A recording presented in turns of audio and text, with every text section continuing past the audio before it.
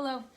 Happy Thursday. It's another sunny day here in Providence. I think we're in for a few really beautiful days in the next coming weeks. We'll take it. So we're gonna get started. Let's read. I left off, we just finished the chapter of the Quidditch World Cup. So we are on chapter 9, The Dark Mark. Don't tell your mother you've been gambling, Mr. Weasley implored Fred and George as they made their way slowly down the purple carpeted stairs. Don't worry, Dad, said Fred gleefully. We've got big plans for this money. We don't want it confiscated. Mr. Weasley looked for a moment as though he was going to ask what these big plans were, but seemed to decide upon reflection that he didn't want to know. They were soon caught up in the crowds now flooding out of the stadium and back to their campsites.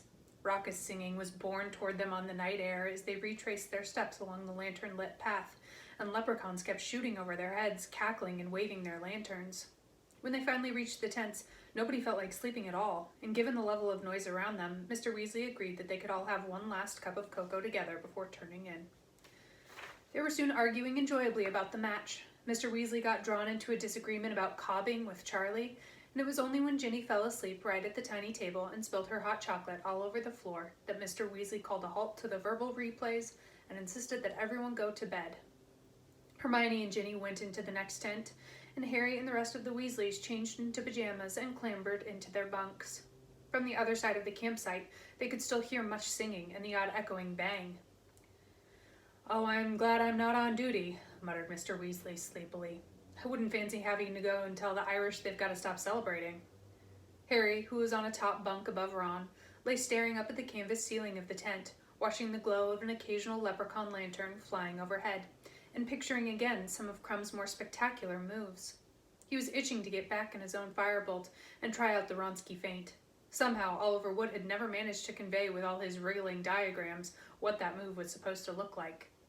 Harry saw himself in robes that had his name on the back and imagined the sensation of hearing 100,000-strong crowd roar as Ludo Bagman's voice echoed throughout the stadium. I give you Potter! Harry never knew whether or not he'd actually dropped off to sleep. His fantasies of flying like Crumb might well have slipped into actual dreams.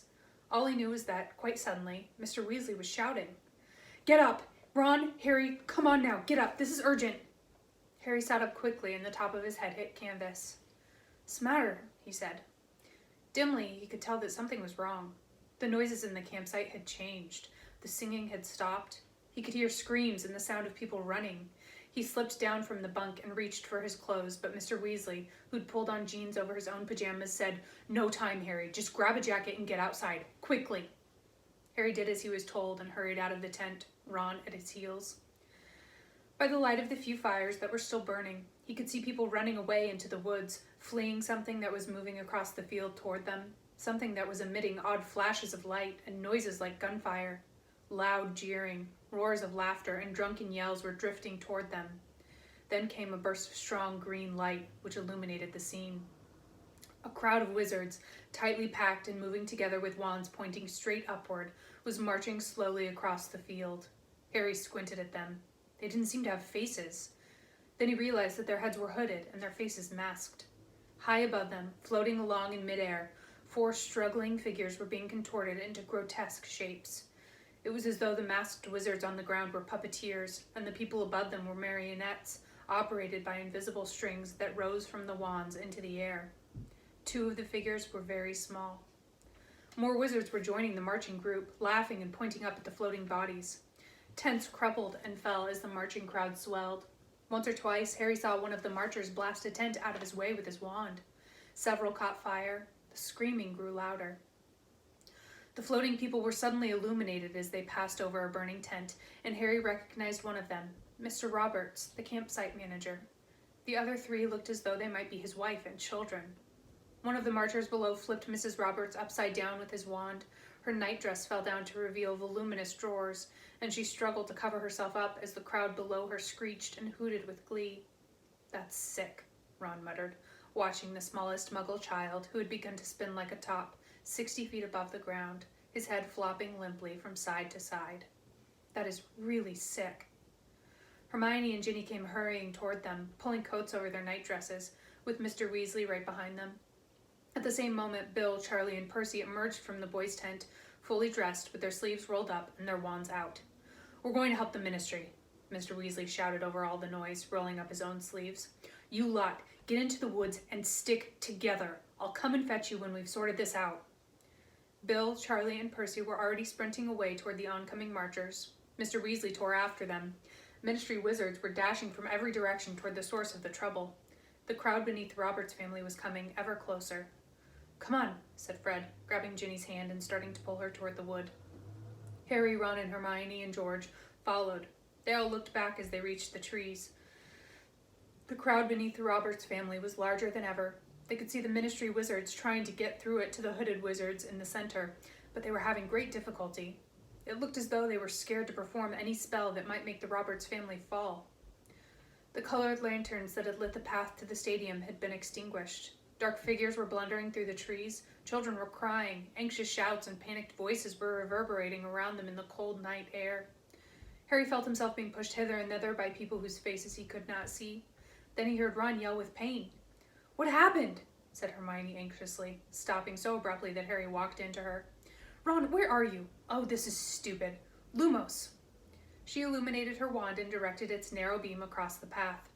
Ron was lying sprawled on the ground. "Tripped over a tree root," he said angrily, getting to his feet again. "Well, with feet that size, hard not to," said a drawling voice from behind them. Harry, Ron, and Hermione turned sharply. Draco Malfoy was standing alone nearby, leaning against a tree, looking utterly relaxed. His arms folded, he seemed to have been watching the scene at the campsite through a gap in the trees. Ron told Malfoy to do something that Harry knew he would never have dared say in front of Mrs. Weasley. "Language, Weasley," said Malfoy, his pale eyes glittering.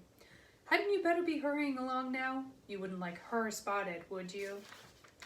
He nodded at Hermione, and at the same moment a blast like a bomb sounded from the campsite, and a flash of green light momentarily lit the trees around them. "What's that supposed to mean?" said Hermione defiantly. "Granger, they're after muggles," said Malfoy. "Do you want to be showing off your knickers in midair? Because if you do, hang around. They're moving this way, and it would give us all a laugh." "Hermione's a witch," Harry snarled. "Have it your own way, Potter," said Malfoy, grinning maliciously. "If you think they can't spot a mudblood, stay where you are." "You watch your mouth," shouted Ron. Everybody present knew that mudblood was a very offensive term for a witch or wizard of Muggle parentage. "Never mind, Ron," said Hermione quickly, seizing Ron's arm to restrain him as he took a step toward Malfoy. There came a bang from the other side of the trees that was louder than anything they had heard. Several people nearby screamed. Malfoy chuckled softly. "Scare easily, don't they?" he said lazily. "I suppose your daddy told you all to hide. What's he up to? Trying to rescue the Muggles?" "Where are your parents?" said Harry, his temper rising. "Out there wearing masks, are they?" Malfoy turned his face to Harry, still smiling. "Well, if they were, I wouldn't be likely to tell you, would I, Potter?" "Oh, come on," said Hermione, with a disgusted look at Malfoy. "Let's go and find the others." "Keep that big bushy head down, Granger," sneered Malfoy. "Come on," Hermione repeated, and she pulled Harry and Ron up the path again. "I'll bet you anything his dad is one of that masked lot," said Ron hotly. "Well, with any luck, the Ministry will catch him," said Hermione fervently. "Oh, I can't believe this. Where have the others got to?" Fred, George, and Ginny were nowhere to be seen, though the path was packed with plenty of other people, all looking nervously over their shoulders toward the commotion back at the campsite. A huddle of teenagers in pajamas was arguing vociferously a little way along the path. When they saw Harry, Ron, and Hermione, a girl with thick curly hair turned and said quickly, "Où est Madame Maxime? Nous l'avons perdue." What?" said Ron. "Oh," the girl who had spoken turned her back on him, and as they walked on, they distinctly heard her say, "Hogwarts." "Beauxbatons," muttered Hermione. "Sorry?" said Harry. "They must go to Beauxbatons," said Hermione. "You know, Beauxbatons Academy of Magic? I read about it in an appraisal of magical education in Europe." "Oh, yeah, right," said Harry. "Fred and George can't have got that far," said Ron, pulling out his wand, lighting it like Hermione's and squinting up the path. Harry dug in his pockets of his jacket for his own wand, but it wasn't there. The only thing he could find were his omnioculars. "Oh no, I don't believe it. I've lost my wand." "You're kidding." Ron and Hermione raised their wands high enough to spread the narrow beams of light farther on the ground. Harry looked all around him, but his wand was nowhere to be seen. "Maybe it's back in the tent," said Ron. Maybe it fell out of your pocket when we were running? Hermione suggested anxiously. Yeah, said Harry. Maybe. He usually kept his wand with him at all times in the wizarding world, and finding himself without it in the midst of a scene like this made him feel very vulnerable. A rustling noise nearby made all three of them jump.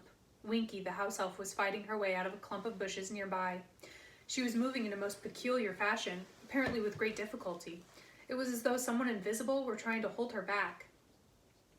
There's bad wizards about, she squeaked distractedly as she leaned forward and labored to keep running. People high in the air. Winky is getting out of the way. And she disappeared into the trees on the other side of the path, panting and squeaking as she fought the force that was restraining her. What's up with her? Said Ron, looking curiously after Winky. Why can't she run properly? Bet she didn't ask permission to hide, said Harry. He was thinking of Dobby.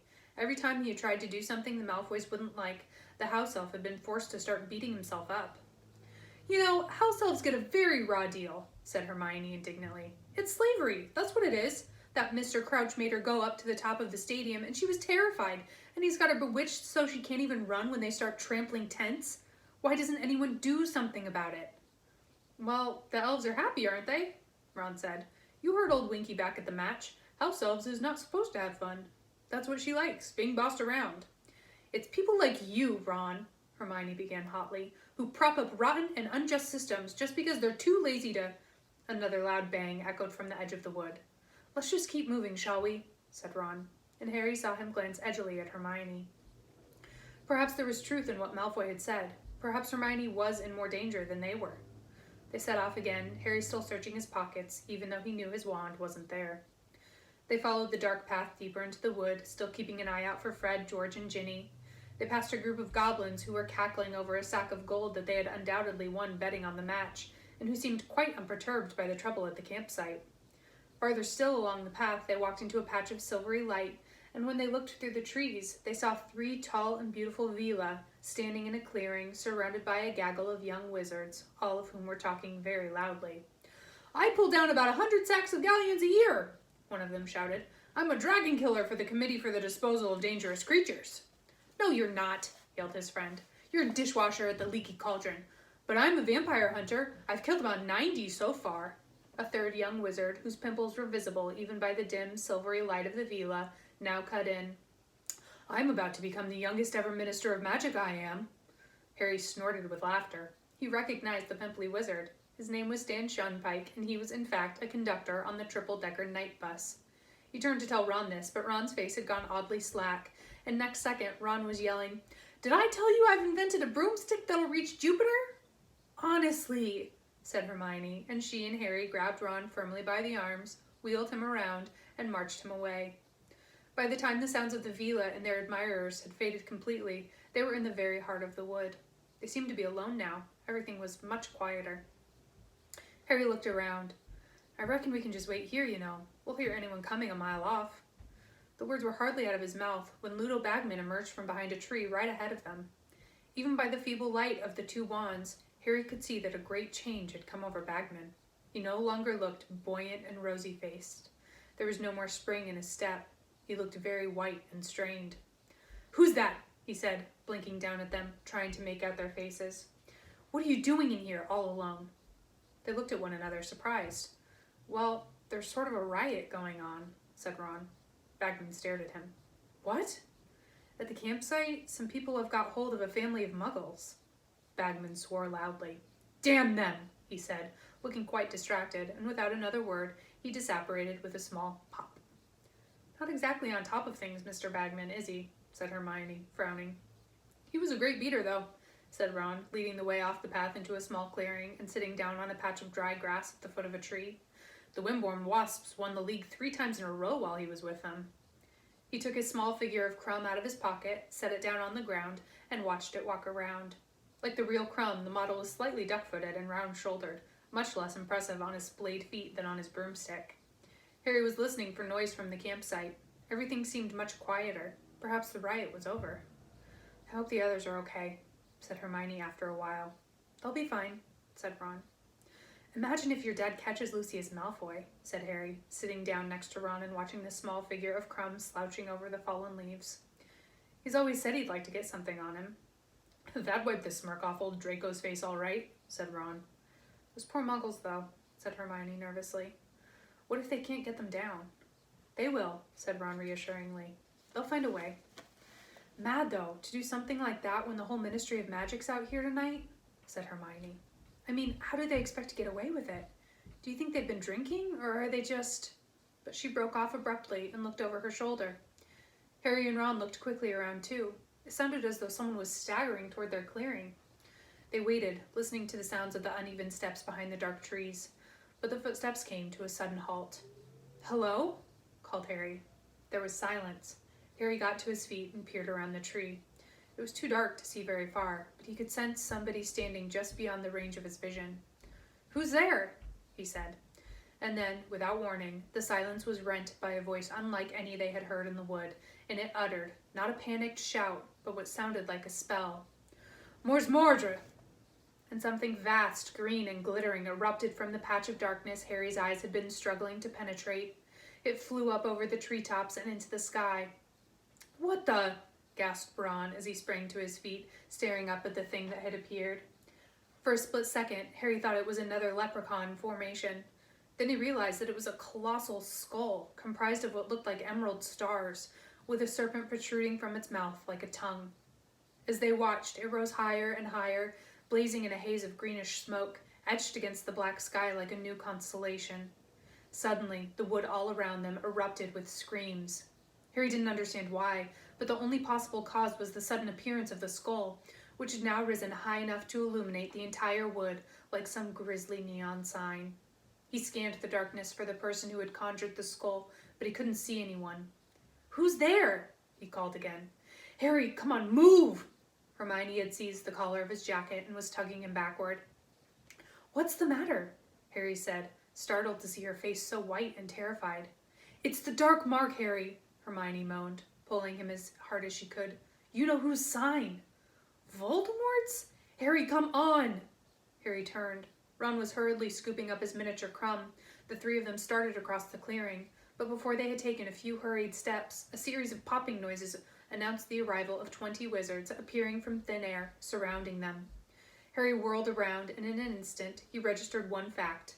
Each of these wizards had his wand out, and every wand was pointing right at himself, Ron, and Hermione. Without pausing to think, he yelled, Duck! He seized the other two and pulled them down onto the ground. Stupefy! Roared 20 voices. There was a blinding series of flashes, and Harry felt the hair on his head ripple as though a powerful wind had swept the clearing. Raising his head a fraction of an inch, he saw jets of fiery red light flying over them from the wizards' wands, crossing one another, bouncing off tree trunks, rebounding into the darkness. Stop! Yelled a voice he recognized. Stop! That's my son! Harry's hair stopped blowing about. He raised his head a little higher. The wizard in front of him had lowered his wand. He rolled over and saw Mr. Weasley striding toward them, looking terrified. Ron! Harry! His voice sounded shaky. Hermione, are you all right? Out of the way, Arthur, said a cold, curt voice. It was Mr. Crouch. He and the other Ministry wizards were closing in on them. Harry got to his feet to face them. Mr. Crouch's face was taut with rage. Which of you did it? He snapped, his sharp eyes darting between them. Which of you conjured the dark mark? We didn't do that, said Harry, gesturing up at the skull. We didn't do anything, said Ron, who was rubbing his elbow and looking indignantly at his father. What did you want to attack us for? Do not lie, sir, shouted Mr. Crouch. His wand was still pointing directly at Ron, and his eyes were popping. He looked slightly mad. You've been discovered at the scene of the crime. Barty, whispered a witch in a long woolen dressing gown. They're kids, Barty. They'd never have been able to. Where did the mark come from, you three? Said Mr. Weasley quickly. Over there, said Hermione shakily, pointing at the place where they had heard the voice. There was someone behind the trees. They shouted words, an incantation. Oh, stood over there, did they? Said Mr. Crouch, turning his popping eyes on Hermione now, disbelief etched all over his face. Said an incantation, did they? You seem very well informed about how that mark is summoned, Missy. But none of the Ministry wizards, apart from Mr. Crouch, seemed to think it remotely likely that Harry, Ron, or Hermione had conjured the skull. On the contrary, at Hermione's words, they had all raised their wands again and were pointing in the direction she had indicated, squinting through the dark trees. We're too late, said the witch in the woolen dressing gown, shaking her head. They'll have disapparated. I don't think so, said a wizard with a scrubby brown beard. It was Amos Diggory, Cedric's father. Our stunners went right through those trees. There's a good chance we got them. Amos, be careful, said a few of the wizards warningly as Mr. Diggory squared his shoulders, raised his wand, marched across the clearing, and disappeared into the darkness. Hermione watched him vanish with her hands over her mouth. A few seconds later, they heard Mr. Diggory shout, Yes, we got them! There's someone here, unconscious. It's but... Blimey. You've got someone? Shouted Mr. Crouch, sounding highly disbelieving. Who? Who is it? They heard snapping twigs, the rustling of leaves, and then crunching footsteps as Mr. Diggory re-emerged from behind the trees. He was carrying a tiny limp figure in his arms. Harry recognized the tea towel at once. It was Winky. Mr. Crouch did not move or speak as Mr. Diggory deposited his elf on the ground at his feet. The other Ministry wizards were all staring at Mr. Crouch. For a few seconds, Crouch remained transfixed, his eyes blazing in his white face as he stared down at Winky. Then he appeared to come to life again. This cannot be, he said jerkily. No. He moved quickly around Mr. Diggory and strode off toward the place where he had found Winky. No point, Mr. Crouch, Mr. Diggory called after him. There's no one else there. But Mr. Crouch did not seem prepared to take his word for it. They could hear him moving around and the rustling of leaves as he pushed the bushes aside, searching. Bit embarrassing, Mr. Diggory said grimly, looking down at Winky's unconscious form. Barty Crouch's house elf? I mean to say. Come off it, Amos, said Mr. Weasley quietly. You don't seriously think it was the elf? The dark mark's a wizard's sign. It requires a wand. Yeah, said Mr. Diggory, and she had a wand. What? Said Mr. Weasley. Here, look. Mr. Diggory held up a wand and showed it to Mr. Weasley. Had it in her hand. So that's Clause 3 of the Code of Wand Use broken for a start. No non-human creature is permitted to carry or use a wand. Just then there was another pop, and Ludo Bagman apparated right next to Mr. Weasley, looking breathless and disoriented. He spun on the spot, goggling upward at the emerald green skull. The dark mark! He panted, almost trampling Winky as he turned inquiringly to his colleagues. Who did it? Did you get them? Barty, what's going on? Mr. Crouch had returned empty-handed. His face was still ghostly white, and his hands and his toothbrush mustache were both twitching. Where have you been, Barty? Said Bagman. Why weren't you at the match? Your elf was saving you a seat, too. Gulping gargoyles. Bagman had just noticed Winky lying at his feet. What happened to her? I have been busy, Ludo, said Mr. Crouch, still talking in the same jerky fashion, barely moving his lips. And my elf has been stunned. Stunned? By you lot, you mean? But why? Comprehension dawned suddenly on Bagman's round, shiny face. He looked up at the skull, down at Winky, and then at Mr. Crouch. No, he said. Winky? Conjure the dark mark? She wouldn't know how. She'd need a wand for start. And she had one, said Mr. Diggory. I found her holding one, Ludo. If it's all right with you, Mr. Crouch, I think we should hear what she's got to say for herself. Crouch gave no sign that he had heard Mr. Diggory, but Mr. Diggory seemed to take his silence for assent. He raised his wand, pointed it at Winky, and said, Innervate. Winky stirred feebly. Her great brown eyes opened, and she blinked several times in a bemused sort of way. Watched by the silent wizards, she raised herself shakily into a sitting position. She caught sight of Mr. Diggory's feet, and slowly, tremulously, raised her eyes to stare up into his face. Then, more slowly still, she looked up into the sky. Harry could see the floating skull reflected twice in her enormous glassy eyes. She gave a gasp, looked wildly around the crowd clearing, and burst into terrified sobs. Elf, said Mr. Diggory sternly, do you know who I am? I'm a member of the Department for the Regulation and Control of Magical Creatures. Winky began to rock backward and forward on the ground, her breath coming in sharp bursts. Harry was reminded forcibly of Dobby in his moments of terrified disobedience. As you see, Elf, the dark mark was conjured here a short while ago, said Mr. Diggory. And you were discovered moments later right beneath it. An explanation, if you please. I's not doing it, sir, Winky gasped. I is not knowing how, sir. You were found with a wand in your hand, barked Mr. Diggory, brandishing it in front of her. And as the wand caught the green light that was filling the clearing from the skull above, Harry recognized it. Hey, that's mine, he said. Everyone in the clearing looked at him. Excuse me, said Mr. Diggory incredulously. That's my wand, said Harry. I dropped it. You dropped it? Repeated Mr. Diggory in disbelief. Is this a confession? You threw it aside after you conjured the mark? Amos, think who you're talking to, said Mr. Weasley very angrily. Is Harry Potter likely to conjure the dark mark? Of course not, mumbled Mr. Diggory. Sorry, carried away. I didn't drop it there anyway, said Harry, jerking his thumb toward the trees beneath the skull. I missed it right after we got into the wood. So, said Mr. Diggory, his eyes hardening as he turned to look at Winky again, cowering at his feet. You found this wand, eh, Elf? And you picked it up and you thought you'd have some fun with it, did you? I is not doing magic with it, sir, squealed Winky, tears streaming down the sides of her squashed and bulbous nose. I is just picking it up, sir. I is not making the dark mark, sir. I is not knowing how. It wasn't her, said Hermione. She looked very nervous, speaking up in front of all of these ministry wizards, yet determined all the same. Winky's got a squeaky little voice, and the voice we heard was doing the incantation was much deeper. She looked around at Harry and Ron, appealing for their support. It didn't sound anything like Winky, did it? No, said Harry, shaking his head. It definitely didn't sound like an elf. Yeah, it was a human voice, said Ron. Well, we'll soon see, growled Mr. Diggory, looking unimpressed. There's a simple way of discovering the last spell a wand performed, Elf. Did you know that?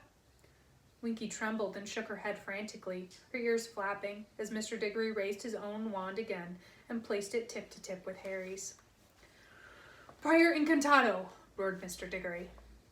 Harry heard Hermione gasp, horrified, as a gigantic serpent-tongued skull erupted from the point where the two wands had met, but it was a mere shadow of the green skull high above them. It looked as though it were made of thick gray smoke, the ghost of a spell. Deletrius, said Mr. Diggory shouted, and the smoky skull vanished in a wisp of smoke. So, said Mr. Diggory with a kind of savage triumph, looking down upon Winky, who was still shaking convulsively.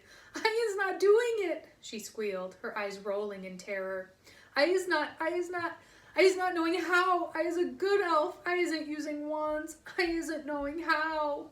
You've been caught red-handed, elf, Mr. Diggory roared. Caught with the guilty wand in your hand. Amos, said Mr. Weasley loudly. Think about it. Precious few wizards know how to do that spell. Where would she have learned it? Perhaps Amos is suggesting, said Mr. Crouch, cold anger in every syllable, that I routinely teach my servants to conjure the dark mark. There was a deeply unpleasant silence. Amos Diggory looked horrified. Mr. Crouch, not at all. You have now come very close to accusing the two people in this clearing who are least likely to conjure that mark, barked Mr. Crouch. Harry Potter and myself. I suppose you're familiar with the boy's story, Amos? Of course, everyone knows, muttered Mr. Diggory, looking highly discomfited. And I trust you remember the many proofs I have given over a long career that I despise and detest the dark arts and those who practice them? Mr. Crouch shouted, his eyes bulging again. Mr. Crouch, I never suggested you had anything to do with it, Amos Diggory muttered again, now reddening behind his scrubby brown beard. If you accuse my elf, you accuse me, Diggory, shouted Mr. Crouch. Where else would she have learned to conjure it? She might have picked it up anywhere. Precisely, Amos, said Mr. Weasley. She might have picked it up anywhere. Winky, he said kindly, turning to the elf, but she flinched as though he too was shouting at her. Where exactly did you find Harry's wand? Winky was twisting the hem of her tea towel so violently that it was fraying beneath her fingers. I was finding it there, sir, she whispered. There, in the trees, sir. You see, Amos, said Mr. Weasley, whoever conjured the mark could have disapparated right after they'd done it, leaving Harry's wand behind. A clever thing to do, not using their own wand, which would have betrayed them. And Winky here had the misfortune to come across the wand moments later and pick it up. But then, she'd have been only a few feet away from the real culprit, said Mr. Diggory impatiently. Elf, did you see anyone? Winky began to tremble worse than ever. Her giant eyes flickered from Mr. Diggory to Ludo Bagman and on to Mr. Crouch. Then she gulped and said, I have seen no one, sir. No one. Amos, said Mr. Crouch curtly, I am fully aware that, in the ordinary course of events, you would want to take Winky into your department for questioning. I ask, however, to allow me to deal with her. Mr. Diggory looked as though he didn't think much of this suggestion at all, but it was clear to Harry that Mr. Crouch was such an important member of the ministry that he did not dare refuse him.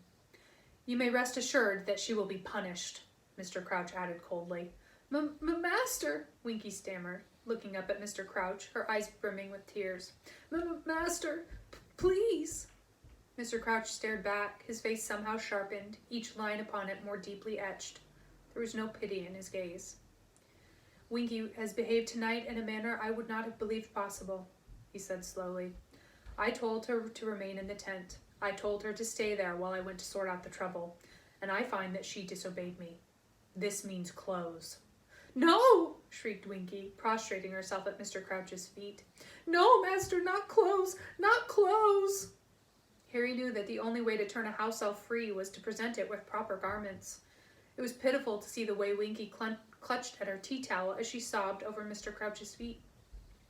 "But she was frightened!" Hermione burst out angrily, glaring at Mr. Crouch. "Your elf's scared of heights, and those wizards in masks were levitating people. You can't blame her for wanting to get out of their way." Mr. Crouch took a step backward, freeing himself from contact with the elf, whom he was surveying as though she were something filthy and rotten that was contaminating his overshined shoes. "I have no use for a house elf who disobeys me," he said coldly, looking over at Hermione. "I have no use for a servant who forgets what is due to her master and to her master's reputation." Winky was crying so hard that her sobs echoed around the clearing. There was a very nasty silence, which was ended by Mr. Weasley, who said quietly, "Well, I think I'll take my lot back to the tent, if nobody's got any objections. Amos, that wand's told us all it can. If Harry could have it back, please." Mr. Diggory handed Harry his wand, and Harry pocketed it. "Come on, you three," Mr. Weasley said quietly. But Hermione didn't seem to want to move. Her eyes were still upon the sobbing elf. "Hermione," Mr. Weasley said more urgently. She turned and followed Harry and Ron out of the clearing and off through the trees. "What's going to happen to Winky?" said Hermione, the moment they'd left the clearing. "I don't know," said Mr. Weasley. "The way they were treating her," said Hermione furiously. "Mr. Diggory calling her elf all the time, and Mr. Crouch. He knows she didn't do it, and he's still going to sack her.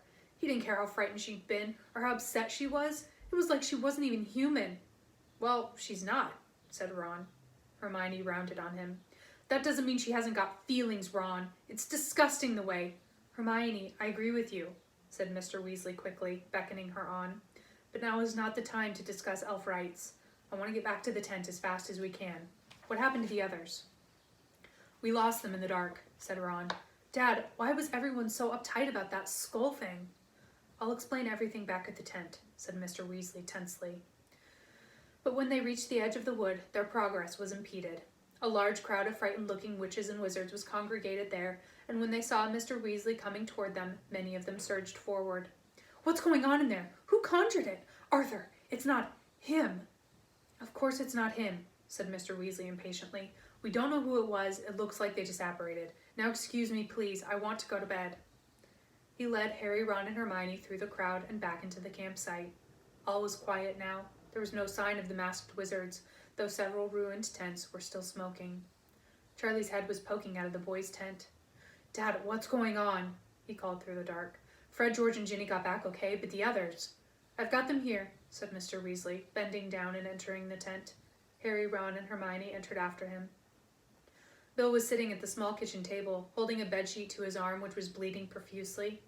Charlie had a large rip in his shirt, and Percy was sporting a bloody nose. Fred, George, and Ginny looked unhurt, though shaken. "Did you get them, Dad?" said Bill sharply. "The person who conjured the mark?" "No," said Mr. Weasley. "We found Barty Crouch's elf holding Harry's wand, but we're none the wiser about who actually conjured the mark." "What?" said Bill, Charlie, and Percy together. "Harry's wand?" said Fred. "Mr. Crouch's elf?" said Percy, sounding thunderstruck.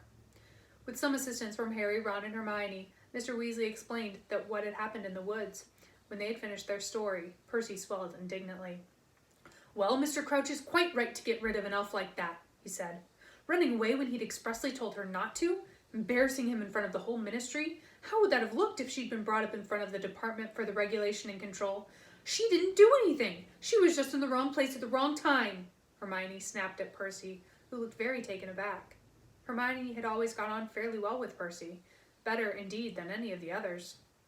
Hermione, a wizard in Mr. Crouch's position can't afford a house elf who's going to run amok with a wand, said Percy pompously, recovering himself. She didn't run amok, shouted Hermione. She just picked it up off the ground. Look, can someone just explain what that skull thing was? Said Ron impatiently. It wasn't hurting anyone. Why is it such a big deal? I told you, it's you-know-whose symbol, Ron, said Hermione before anyone else could answer. I read about it in The Rise and Fall of the Dark Arts.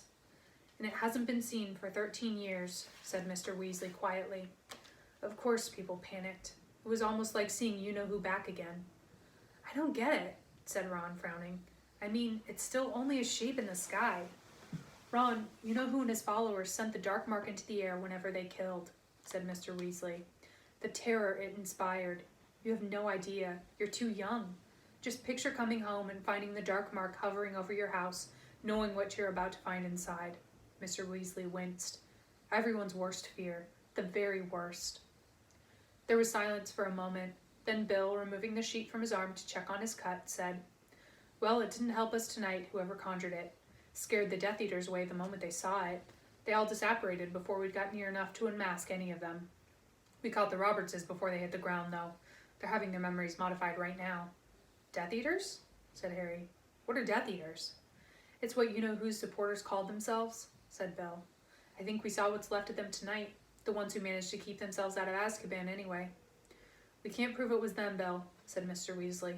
Though it probably was, he added hopelessly. Yeah, I bet it was, said Ron suddenly. Dad, we met Draco Malfoy in the woods, and he as good as told us his dad was one of those nutters in masks. And we all know the Malfoys were right in with you-know-who. But what were Voldemort's supporters? Harry began. Everybody flinched. Like most of the wizarding world, the Weasleys always avoided saying Voldemort's name. Sorry, said Harry quickly. I mean, what were you-know-who's supporters up to, levitating muggles? What was the point? The point? Said Mr. Weasley with a hollow laugh. Harry, that's their idea of fun. Half the muggle killings back when you-know-who was in power were done for fun. I suppose they had a few drinks tonight and couldn't resist reminding us all that lots of them are still at large. A nice little reunion for them, he finished disgustedly. But if they were the Death Eaters, why did they disapparate when they saw the dark mark? Said Ron. They'd have been pleased to see it, wouldn't they? Use your brains, Ron, said Bill. If they really were Death Eaters, they worked very hard to keep out of Azkaban when you-know-who lost power, told all sorts of lies about him forcing them to kill and torture people. I bet they'd even be more frightened than the rest of us to see him come back. They denied they'd ever been involved with him when he lost his powers and went back to their daily lives. I don't reckon he'd be overpleased with them, do you? So, whoever conjured the dark mark, said Hermione slowly, were they doing it to show support for the Death Eaters or to scare them away? Your guess is as good as ours, Hermione, said Mr. Weasley. But I'll tell you this. It was only the Death Eaters who ever knew how to conjure it. I'd be very surprised if the person who did it hadn't been a Death Eater once, even if they're not now. Listen, it's very late, and if your mother hears what's happened, she'll be worried sick. We'll get a few more hours of sleep, then try and get an early port key out of here. Harry got back into his bunk with his head buzzing. He knew he ought to feel exhausted. It was nearly 3 in the morning, but he felt wide awake, and worried. 3 days ago. It felt like much longer, but it had only been 3 days. He had awoken with his scar burning. And tonight, for the first time in 13 years, Voldemort's mark had appeared in the sky. What did these things mean? He thought of the letter he'd written to Sirius before leaving Privet Drive. Would Sirius have gotten it yet? When would he reply? Harry lay looking up at the canvas, but no flying fantasies came to him now to ease him to sleep, and it was a long time after Charlie's snores filled the tent that Harry finally dozed off. Okay, come back tomorrow, and we'll keep going. Chapter 10. Have a great Thursday.